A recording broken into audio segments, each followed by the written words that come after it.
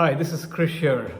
I guess we are all shaped by multiple stories, and I wanted to share with you two which bring me to who I am today as a coach and a facilitator, and somebody who derives a great sense of fulfillment in helping individuals and teams navigate through their transitions and become the best versions of themselves.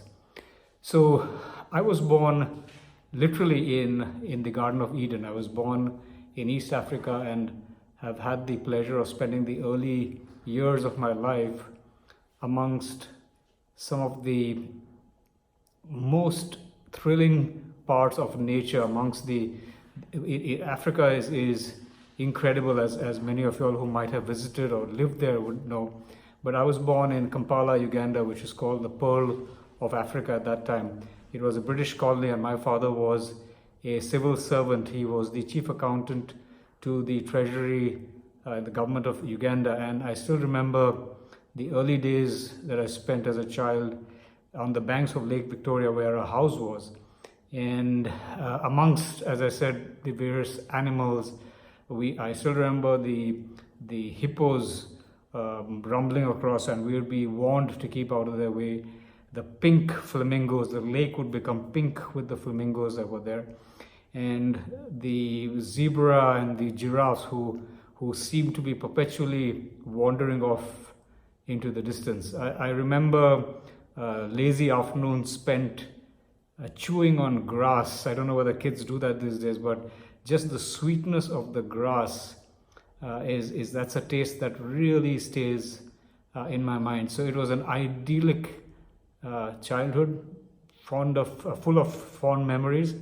And I'm very grateful actually to my mother and father, who made sure that we had the blessing of learning all throughout, which is, my father was very passionate about literature, about reading, about music.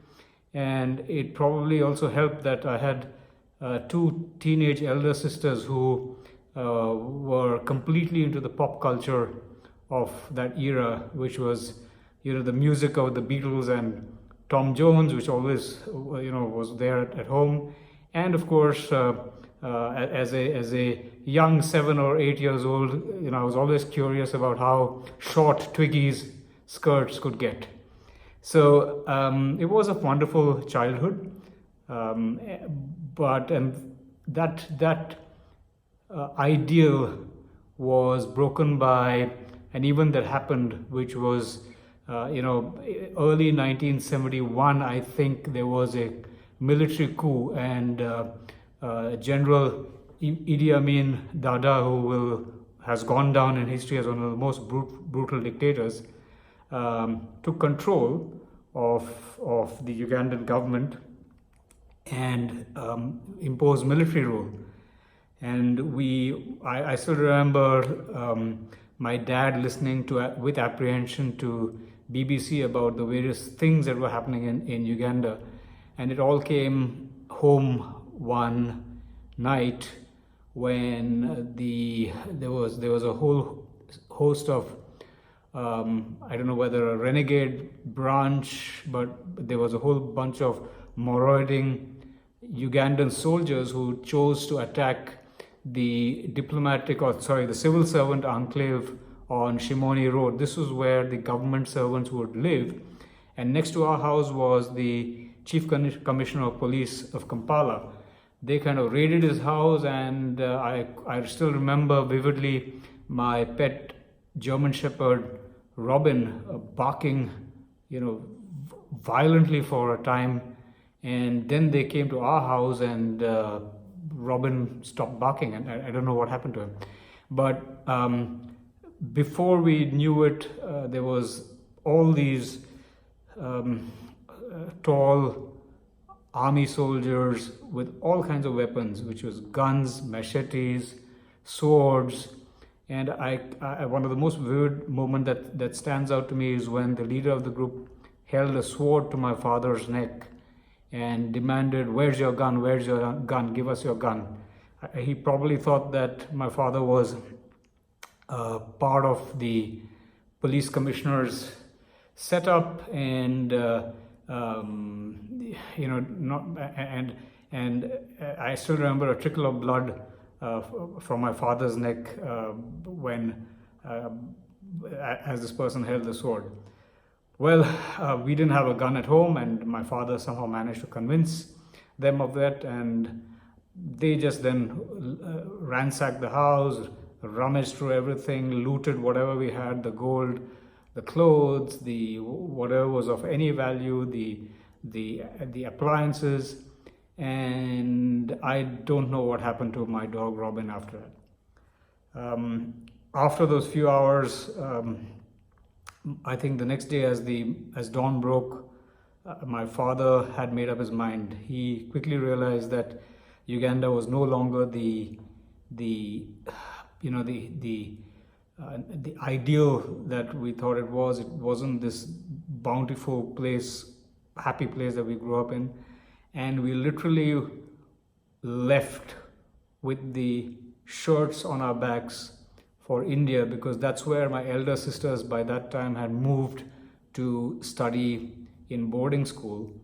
So from a life of relative prosperity, peace, growing up happily, we moved to Bombay, which is now called Mumbai, of course, to move to my uncle's house, who was there. And we came in as refugees, stateless people, and completely starting from scratch. But all through that time, what I remember is, as a child, we were still happy. We were still family. There was still a lot of laughter. There was still a lot of discussion on books. I still remember A.A. Milne's Winnie the Pooh, Now We Are Six, a book of poems that my dad used to read out. And so we settled into Bombay, which was a whole new place, and my father never could adjust to the new India, and because he had grown up completely in the British civil servant milieu, and he found it difficult to find a job. The British pension, which was something that was supposed to be given to the civil servants who served the British government or Her Majesty's government, stopped coming for a while. So there was a while that we were in absolute penury. However, again, with the joy of in small things such as reading, such as discussing about the arts, discussing through literature, we managed. I still remember having a very happy childhood with friends, with family, and a lot of love. So feel ever grateful for that. That times may be difficult, but people are people, and people are who are what helps you get through tough times. When I think back, I'm amazed at how tough those times were, but I just have happy memories of those times. So that's one story. Fast forward to 1998. Now I have grown up. I'm 34 years old. Life is good. I've done my MBA. I've married my college sweetheart. We have 2 children, and everything that I just told you is now a blur of memory. And I find myself as the general manager for bulk gases in an American company called Praxair, which incidentally is headquartered at Danbury, Connecticut. It's a spin-off of the now defunct Union Carbide. Praxair was into air gases, which is oxygen, nitrogen, carbon dioxide. And I was tasked with setting up the carbon dioxide business for Praxair in India. Carbon dioxide, if you're even vaguely familiar, I mean, you'll probably consume it every day not knowing it, but without carbon dioxide, there is no Coke and Pepsi.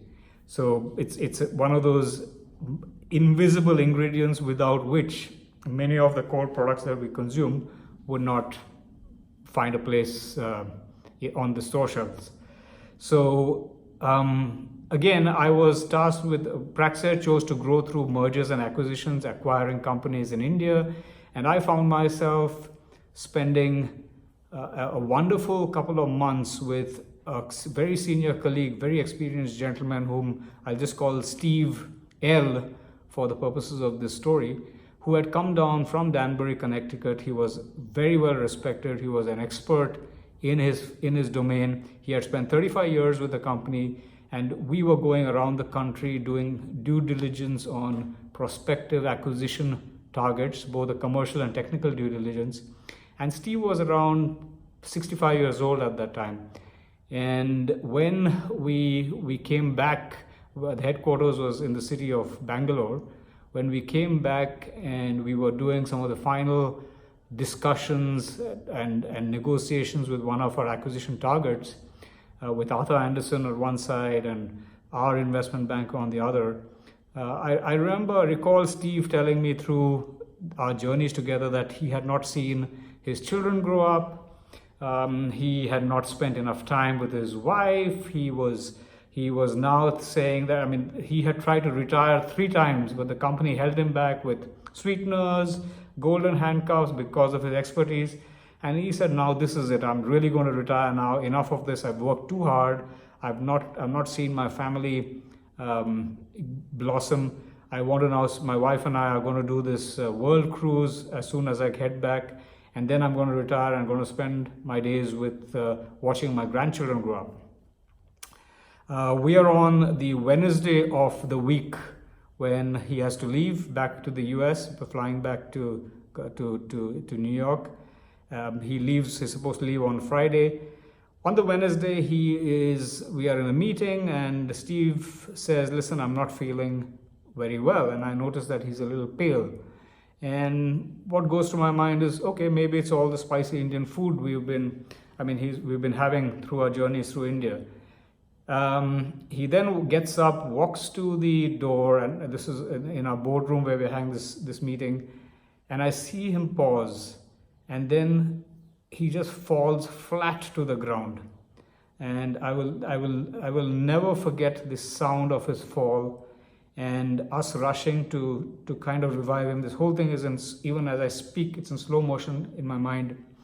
And the sad part is Steve never got to do what he wanted to do. He had lived his life as a company man, and with all the intention that he had, he had this massive heart attack, and Steve never saw his grandchildren grow up. The lesson I learned from both these stories is that life is short, life has to be lived in the moment, and we need to work through a sense of balance. That's when I decided that I do not want to continue climbing the corporate ladder. I would much rather go horizontal. I would much rather drawing on what my parents had imparted in me, a love of learning for oneself. I stopped trying for promotions. I would just go for horizontal moves, and I think that brought me to the other major realization that whatever we do is with, by, and through people. And that's how I found myself at age 50 saying, now I think I've had enough. I think it's time to give back. I became a coach, facilitator, trainer, and that's where I am today. So that's my story. And these were the 2 incidents, if I recall, that really shaped my journey so far. Looking forward to joining you on the Nautilus and exchanging more stories and experiences and learning from all of you. Thank you very much.